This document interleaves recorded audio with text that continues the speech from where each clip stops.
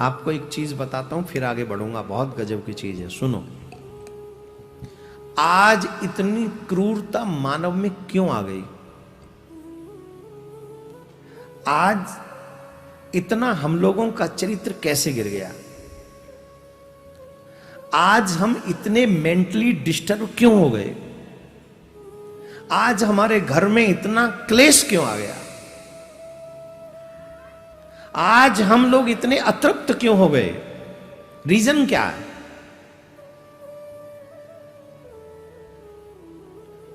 इस रीजन के विषय में आप जानना नहीं चाहेंगे, और मैं तो कहते हुए भी मुझे कोई झिझक तो नहीं है, क्योंकि मुझे कहना ही है। पर एक बात तो कहूंगा, आज के युग में इस बात को कोई मानेगा भी नहीं कि नहीं नहीं ठीक है, आजकल ये संभव नहीं। क्यों संभव नहीं है? करने कराने वाले मैं और आप हैं। भगवान ने कोई लाइट फिट नहीं कर दी हमें कि नहीं अब समय बदल रहा है तो तुम होटल में खाना खाओ। ऐसा नहीं है, हमने डिसाइड किया है। अब सुनो, हमारी बुद्धि भ्रष्ट होने का, हमारे कर्म भ्रष्ट होने का, हमारे विचार भ्रष्ट होने का, हमारी दुर्गति होने का एकमात्र अगर कोई रीजन है तो वो है हमारे भोजन का अशुद्ध होना। एकमात्र हमारे भोजन का अशुद्ध होना हमारे इन सब चीजों का कारण है। वेद सूत्र है आहार शुद्धम। तुम्हारा आहार शुद्ध होना चाहिए। जब आहार शुद्ध नहीं होगा, आपका विचार, व्यवहार, कर्म कुछ भी शुद्ध नहीं होगा। हमने वो लोग भी देखे हैं जो महाराज भोजन बनाते समय रसोई में घुसते भी तब हैं जब स्नान करते। इतनी नहीं, आजकल की देवियों से अगर इन मर्यादाओं को कह दें तो महाराज मानेंगी नहीं, बल्कि कथा सुनना बंद कर देंगी। इतनी मर्यादा, नौकर चाकर होने के बावजूद भी वो रसोई में नहीं जाने देती थी उनको। रसोई अपने हाथ में रखती थी। क्यों? बोले ये जीवन का आधार है, मेरे घर की सुख शांति समृद्धि। उसे अन्नपूर्णा ऐसे ही नहीं कहते। तेरे घर में कितने आइटम महंगे हैं इससे कोई फर्क नहीं पड़ता, लेकिन तुम्हारे घर की रसोई कितनी शुद्ध है इससे बहुत फर्क पड़ता। हमने तो ऐसे ऐसे लोगों को देखा है महाराज, अपने घर के रसोई में जो भोजन बन रहा है उसमें दृष्टि किसी की न पड़ जाए। उसमें दृष्टि नहीं पड़नी चाहिए किसी की। अगर किसी पापी की दृष्टि उस अन्न पे पड़ गई तो खाने वाले की बुद्धि भ्रष्ट हो जाएगी। इतना संभाल के रखते थे।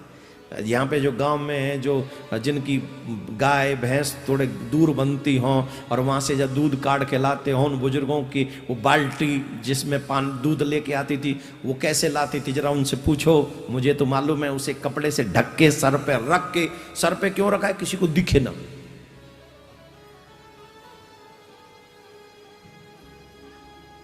अब जिस घर की रसोई में मछलियां कट रही हो, अंडे फूट रहे हो, चप्पल जूतों से खाना बन रहा हो, और आप कल्पना करें कि वहां का बच्चा अपनी मम्मी पापा की बात मानेगा। आप ये कल्पना कर रहे हैं कि वो बच्चा बड़ा चरित्रवान होके प्रकट होगा,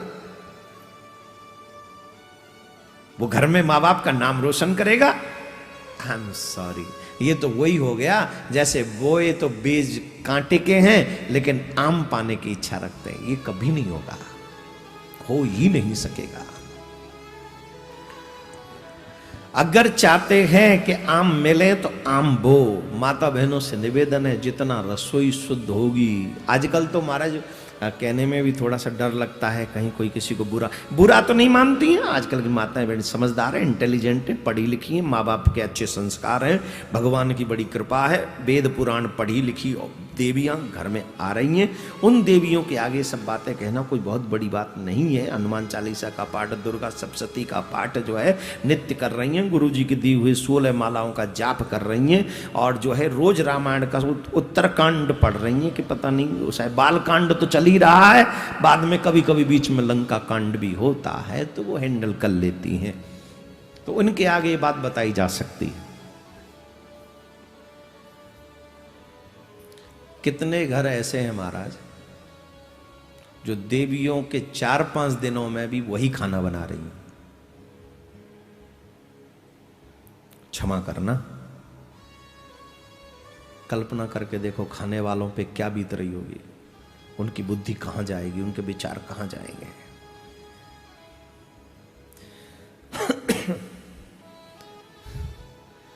यहां 100% लोग ये नहीं कह सकते कि मैं गलत कह रहा हूं, बुरा ना माने। हमारे शास्त्रों में कहा है वो 4-5 दिन माताओं को सिर्फ रेस्ट करना चाहिए, घर में कोई काम नहीं, झाड़ू भी नहीं लगाना, घर में कोई काम नहीं। भोजन तो बहुत बड़ी बात होगी, बहुत बड़ी बात होगी। भोजन संसार में सबसे शुद्धिकरण अगर किसी में चाहिए तो भोजन में चाहिए, क्योंकि भोजन शुद्ध होगा तो तुम्हारा भजन में मन लगेगा, अगर भोजन शुद्ध नहीं हुआ तो तुम्हारा पाप में मन लगेगा। इसीलिए अधिकांश हम लोग पापी होते जा रहे हैं डे बाय डे, क्योंकि भोजन में शुद्धिकरण नहीं है। 5 दिन से पहले शुद्धि नहीं हो सकती, आजकल तीसरे दिन मूड फिर धुला धुलू के हाँ चलो। अरे भाई कंट्रोल योर सेल्फ, तुम्हारा ही नहीं पूरे खानदान का भ्रष्ट हो जाएगा। 5 दिन से पहले कोई काम नहीं, आप सर नहीं धो सकते 5 दिन से पहले। और भोजन बनेगा तो क्या हाल होगा? भजन में मन नहीं लगता, आहार शुद्ध नहीं, कथा में मन नहीं लगता, आहार शुद्ध नहीं, माँ बाप की रिस्पेक्ट नहीं होती। महाराज हमसे अब चाहते तो हैं बहुत हो, पर होती नहीं, भोजन शुद्ध नहीं। महाराज ये जन्म तो हमारा खराब ही हो रहा है, भोजन शुद्ध नहीं है तो खराब ही होना है। क्यों संत महात्मा पहले फल खा के रहते थे? क्यों संत महात्मा हम लोगों से ज्यादा समझदार थे मेरे विचार से, हम जैसे ज्यादा मूर्ख नहीं होंगे वो, जो भोजन में इतनी शुद्धता रखते थे। जिन दिनों में देवियां अपने हाथों से भोजन नहीं बना सकती थी, उन दिनों में ऋषि मुनि स्वयं होकर अपने हाथों से भोजन बनाते थे। इतने तपस्वी होते हुए अपने हाथों से भोजन बनाते थे। ये आपके और हमारे, मैं ये बात क्यों कह रहा हूं, मुझे आपसे कोई शिकायत नहीं है, लेकिन आपके बच्चे चरित्रवान हो उसके लिए मोस्ट इंपॉर्टेंट है आपका विचार श्रेष्ठ हो। मुझे आपने कथा सुनने के लिए बुलाया है, मैं ये सब क्यों बीच में, ये कथा थोड़ी है। लेकिन कथा सुनने में भी तुम्हारा मन नहीं लगता क्योंकि आहार शुद्ध नहीं। मैं माता बहनों से हाथ जोड़ के कह रहा हूं, अपना भाई मानकर, बेटा मानकर, चाचा मानकर, ताऊ मानकर, सबसे छोटा फैमिली मेंबर मानकर, देवर मानकर, जेठ मानकर, गुरु मानकर, अगर चाहते हो तुम्हारे घर में सुख, शांति, समृद्धि, भजन, कीर्तन बना रहे, तो अपने घर की रसोई को शुद्ध कर लो। उस रसोई में किसी को मत घुसने दो।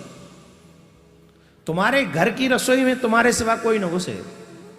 बोले महाराज वो 5 दिन में हम क्या करें? या तो बेटी छोटी हो, या फिर पतिदेव को कहो कि अब आप आ जाओ। तुम चाहते हो कि तुम्हारी बेटी चरित्रवान बने, तुम चाहते हो तुम्हारा बेटा चरित्रवान बने, 5 दिन तुम काम करो। कुछ नहीं, आजकल के बच्चे बड़े समझदार हैं, मैगी बना के खा लेते हैं। तो बच्चों को तुम्हारी जरूरत नहीं है, कसम से। हाँ 4-5 दिन तो वो तुम्हें बना के खिला दे। तुम्हें बनानी आती न आती, वो बना लेते अपने मैगी नैगी, क्या क्या बना ले बच्चे अपने आप, छोटे छोटे से लौरे से जो झट घुस जाए रसोई में। क्या बना रहे हैं? वो मैगी। तेरा भला हो, रोटी नहीं खाएंगे, मैगी। भोजन क्या क्या बना लेते, अपने लायक चीज बना लेते। खाते वही हैं जिनमें ताकत नहीं है, लेकिन बना लेते। हाँ या ना? तो विश्वास करो, उन्हें भी बढ़ाओ, अच्छा कुक बनाओ, उन्हें भी अच्छे दिनों में उन्हें सिखाओ, बेटा इन दिनों में 4-5 दिन हम छुट्टी पे जाते हैं, 4-5 दिन आप ये कर सकते हो। सिखाओ उनको, छोटी छोटी बच्चियों को सिखा दो, बेटे को सिखाओ। पति खड़ूस ना हो तो पति को सिखा। कई बार पति खड़ूस मिल जाते हैं ना, तो वो नहीं कर पाते सिस्टम में भागीदारी। तुझे तो भोजन की पड़ रही है, काम पे क्या कौन जाएगा? तेरा बाप जाएगा? नहीं नहीं तू ही जा। बाप जाता तो पति क्यों देता मुझे? पति दिया इसलिए तू जा। मैं देखती हूं उस कंडीशन में थोड़ा सा कुछ ऐसा करो प्लीज, सूखा रख लो, कुछ बनाने की जरूरत ही ना पड़े। 4-5 दिन वैसे सूखा। पर ये सब मैं इसलिए बता रहा हूँ मेरे प्यारे, जैसे आपके घर के लोगों के विचार शुद्ध बने रहे। इसमें मेरा कोई स्वार्थ नहीं है। अरे आपका मन शुद्ध बना रहा ना, तो मेरे कथा पंडालों में तो वैसे भीड़ बढ़ जानी।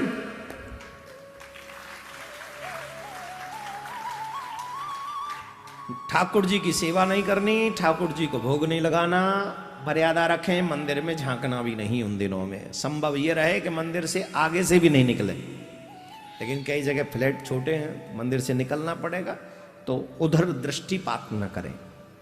ये थोड़ी सी मर्यादाओं का। अब यहां पर वो मॉडर्न विचार नहीं चलेगा, ये भी सब भगवान की देन है, हम कहां जाएं। अब इस विचार को कोई क्या करे बताओ, ये कोई विचार, कोई विचार नहीं है भगवान की देन है। पर भगवान की देन, फिर भगवान ने देन देने के बाद में नियम भी बताए। आधा देन मानो, आधा साप मानो, वो ठीक नहीं ना। ये पूरी देन है भगवान की, और इसी देन की वजह से मां सौभाग्यवती बनती है। उसमें वो गुण होता है जिसकी वजह से वो मां बन सकती है। तो ये तो वरदान है मां, भगवान का मां के लिए। लेकिन मर्यादा है कि 5-6 दिन आप सेवा में न रहे, ये भगवान। तो महाराज वो कहते हैं कि हम बाल्यकाल में अपने उन संत महात्माओं की जब सेवा करते थे तो उनकी झूठी पत्तल उठाया करते थे, और जब उन झूठी पत्तलों में उनकी कुछ प्रसादी मिलती थी, शीर प्रसादी, वो ग्रहण करते थे। मैं गारंटी से कह सकता हूं तुम्हारे घर के बच्चे भी भगवान का प्रसाद नहीं पाते ढंग से, क्योंकि तुम भगवान को भोग ही नहीं लगाती हो ढंग से। हर दिन भगवान को भोग लगाकर सारा प्रसाद टोटल में मिलाया करो। टोटल समझ गए? दाल को दाल में डाल दो, सब्जी को सब्जी में डाल दो, रोटी को रोटी में मिक्स कर दो। ये क्या हो गया? टोटल भगवान का महाप्रसाद हो गया। अब वो भोजन नहीं करेंगे तो बोलिए भगवान का भोग लगाएंगे, वो प्रसाद पाएंगे। और भगवान के प्रसाद में एक सबसे अच्छा गुण है, बोले क्या? बोले हृदय को शुद्ध करता है।